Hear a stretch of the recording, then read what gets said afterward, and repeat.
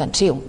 També aquest tipus d'instal·lacions també va destinat a empreses, és a dir, ja tots coneixem que les empreses de cert nivell el que fan és reservar uns dies per als seus executius per fer activitats de cohesió de la pròpia empresa, i per tant també serà un ús d'aquesta instal·lació. Per tant, no serà 1, 2, 3 dies a l'any en absolut, sinó que serà bastant més. A part que hi haurà tots uns temps d'entrenament, no només hi haurà la cursa, sinó que seran uns temps d'entrenament, i aquests temps d'entrenament, si la cursa és el cap de setmana, començarà segurament dimarts o dimecres, per dir-ho d'alguna manera, és a dir, que tota aquella setmana que hi hagin curses oficials també hi haurà un ús molt intensiu d'aquest equipament. I per tant, clar, entenem que l'impacte acústic als barris residencials del voltant que estaran afectats per això. Tinc de dir que el que diu ella del circuit del Paddock, bàsicament Cardedeu n'hi ha un de les mateixes circumstàncies a la sortida de Cardedeu que fan la mateixa activitat i que estan exactament a 50 metres de les cases barris residencials i que jo sàpiga no s'han queixat mai els de Cardedeu. Per tant, el tenen en el seu terme municipal i molt més a prop que no passarà si aquest és un problema. Per tant, el que estem parlant bàsicament en tot cas és del circuit internacional, que és el circuit gros, per dir-ho d'una manera. Per altra part, també tinc de dir que, evidentment, els estudis acústics és de les coses que tots plegats, tant el Departament de Medi Ambient com el Departament de PTUP com l'Ajuntament de Llinars van posar com a condició sine qua non, que hi hagués un estudi acústic que fes o que fos segur que no molestessin els veïns colindants. La veritat és que no se n'ha fet un, sinó que se n'han fet 3 d'estudis acústics al llarg de tot el procediment fins al dia d'avui i tots diuen que estem en els estàndards que toquen. Si no fos així, és tan senzill com el Departament de Medi Ambient, que és el que se'n cuida exactament de controlar que això sigui així, no s'hagués donat permís per poder fer la modificació puntual del planejament general. Per tant, no és una qüestió a vegades de voluntat, sinó una qüestió de dret. Quan una cosa és, i quan no és, no és. I aquesta és la veritat. L'estudi acústic està incorporat no un, sinó 3 i cada vegada més exhaustiu en tot el planejament que ja s'ha aprovat per part no de l'Ajuntament de Llinars, que també, sinó de les instàncies superiors que són la Generalitat de Catalunya. Sobre aquesta qüestió, vull recordar que aquest circuit de cars que feia esment el senyor Pujol de Cardedeu, diguem-ne que està a la sortida de Cardedeu tirant cap a Granollers, davant d'una benzinera, davant d'un comerç de jardineria, etc. És a dir, que diguem-ne que està en un punt apartat i és bastant més petit. Jo diria que està bastant més a prop, Fidela, de les últimes cases que hi ha a la vora del barri del polígon industrial que hi ha a la sortida. Està bastant més a prop que no pas el que estarà aquest. No, però està molt enclotat i per tant ja surts diguem-ne cap a Granollers. Si vols agafarem un escalímetre i t'ho... Seria interessant en tot cas que en aquest programa de cara es mostressin uns mapes i tot una mica perquè la gent es situés. L'impacte sonor afectaria 100.000, 8.000 veïns.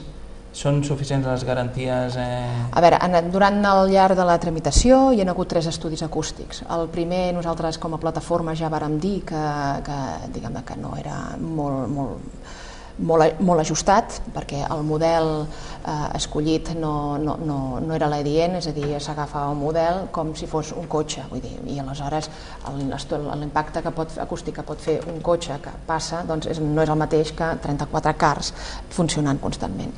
El segon estudi acústic ens donava uns nivells d'emissió realment importantíssims, és a dir, superava els nivells legals establerts en zones residencials que són de 60 decibels, en alguns llocs arribàvem a 65 i a 67, i comparativament a l'actual estat d'emissió sonora de determinats barris residencials a la proposta incloent aquest equipament, hi havia diferències entre 15 i 20 decibels. Per tant, nosaltres ja vam dir en el seu moment i en totes les presentacions oficials que ha fet la plataforma que el nivell acústic d'aquest segon estudi era important. Després hi ha hagut un tercer estudi acústic que justament contradeia el segon, és a dir, que deia que els nivells d'emissió sonora no eren tan impactants. Nosaltres creiem que hem començat a analitzar aquest tercer estudi acústic, ens estem assessorant, a més farem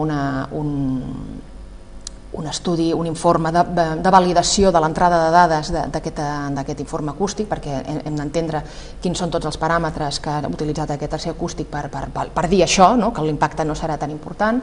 I home, d'entrada ja hem vist com diverses coses que no ens acaben de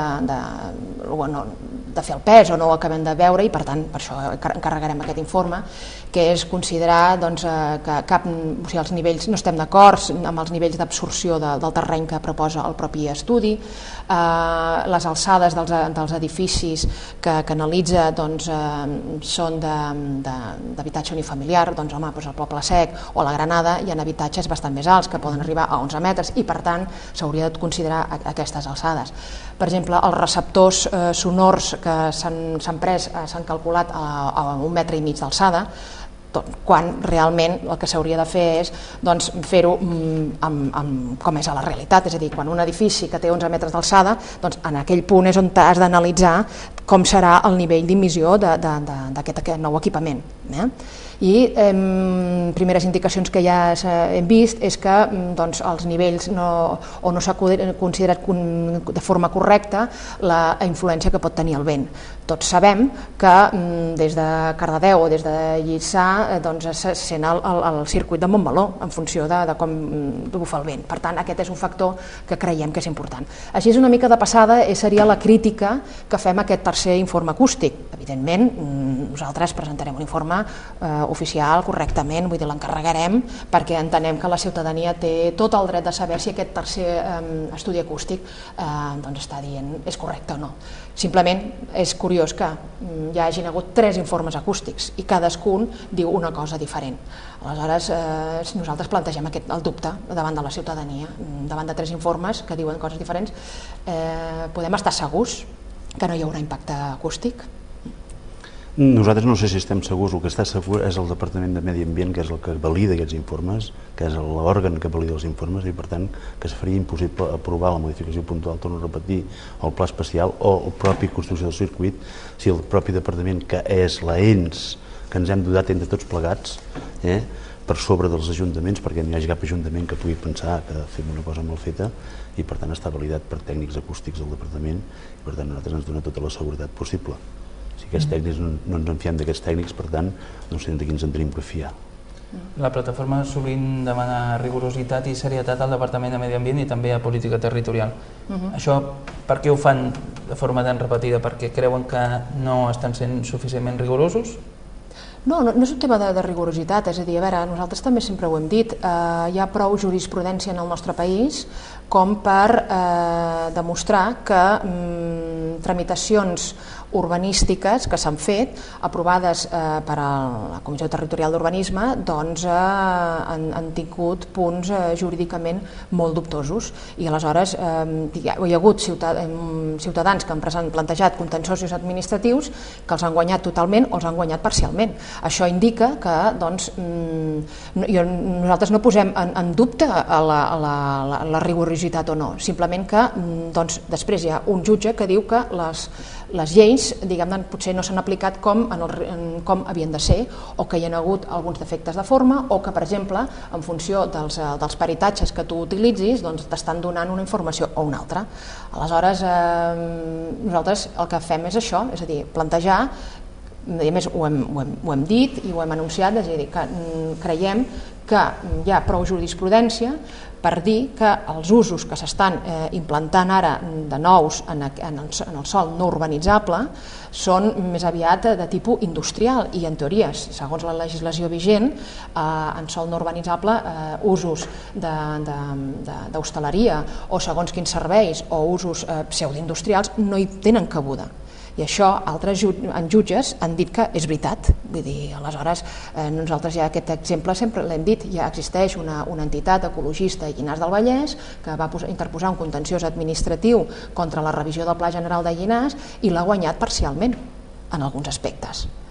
Aleshores, clar, hi ha prou jurisprudència per dir, al tanto, fem les coses mirant pas per pas, perquè clar, ens podem trobar al final del recorregut que un jutge doni la raó que aquests usos no són els adients.